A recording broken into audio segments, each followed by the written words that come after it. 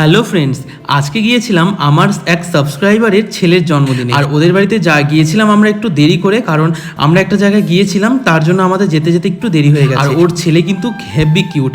আর যাওয়ার সাথে সাথেই আমি ওকে দিয়ে দিলাম গিফট। আর ওরা আমার সব ভিডিও দেখে আর সব ভিডিওতে লাইক কমেন্ট করে আর সবসময় আমাকে বলতে থাকে যে তো নতুন নতুন ভিডিওর অপেক্ষায় আমরা থাকি। এই জিনিসগুলো আমার কাছে একটা পাওয়া। এখন আমি রাস্তাঘাটে কোথাও বেরোলে আমাকে অনেকেই বলে যে তোর ভিডিও দেখলাম বা নতুন ভিডিও কবে আসবে। সত্যি এগুলো শুনতে খুবই ভালো লাগে আমার। আর এখানে দেখো পার্টি স্প্রে দিয়ে কি সমস্ত করছে এরা।